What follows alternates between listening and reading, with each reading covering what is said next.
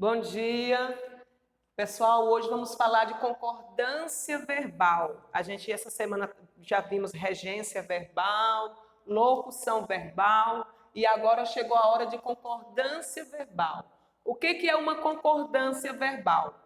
É a relação estabelecida de forma harmônica entre o sujeito e o verbo. Isso que quando o sujeito está no singular, o verbo também deve estar no singular. Quando o sujeito está no singular, o verbo também vai estar. E quando o sujeito estiver no plural, o verbo também estará. Ou seja, eles andam juntos. Quando está no singular, também vai estar. Quando o sujeito estiver no plural, o verbo também vai estar. Porque se não haver essa concordância do sujeito com o verbo, não é uma concordância verbal.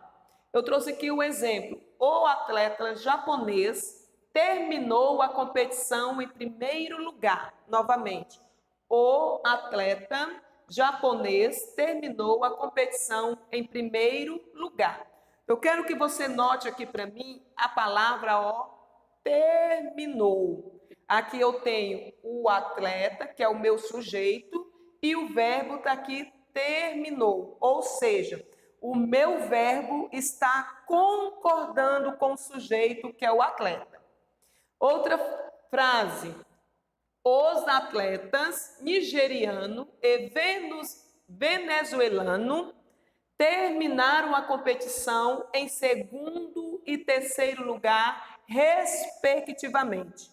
Note que o meu verbo aqui, ele já sofreu aí, né?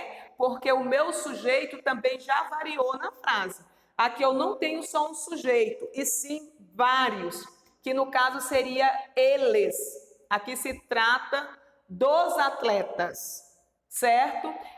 E o meu verbo aqui sofreu uma alteração. Não ficou mais terminou, como na primeira frase, e sim terminaram. O meu verbo está combinando com o meu sujeito. Novamente, os atletas nigeriano e venezuelano terminaram a competição em segundo e terceiro lugar, respectivamente. Ok. Aqui, observe, note que o verbo terminar, que é o verbo terminar, ele é o verbo da primeira conjugação, porque é terminado em ar, sofreu alteração em sua forma para concordar com o sujeito, tanto no singular como no plural. O meu verbo, ele sofreu alteração. Para quê? Para combinar com o meu sujeito, ó, tanto no singular como no plural.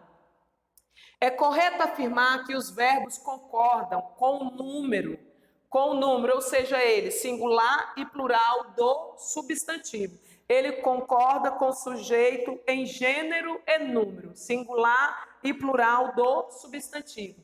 Exemplo: o atleta terminou a competição em primeiro lugar. Aqui eu posso estar substituindo o atleta com o meu pronome, que seria ele. O pronome ele. E eu poderia fazer uma mudança nessa frase que ficaria: ele terminou a competição em primeiro lugar. O meu verbo também está concordando com o meu pronome e também está concordando com o meu sujeito. Por isso que é uma concordância verbal. A segunda frase: os atletas terminaram a competição em segundo lugar.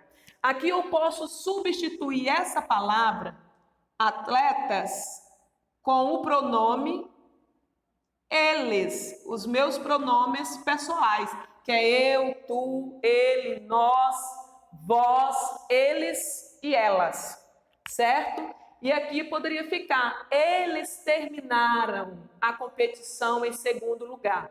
Note novamente que o meu verbo está concordando com o meu sujeito e está concordando com o meu pronome, que é eles, certo? Eles terminaram a competição em segundo lugar.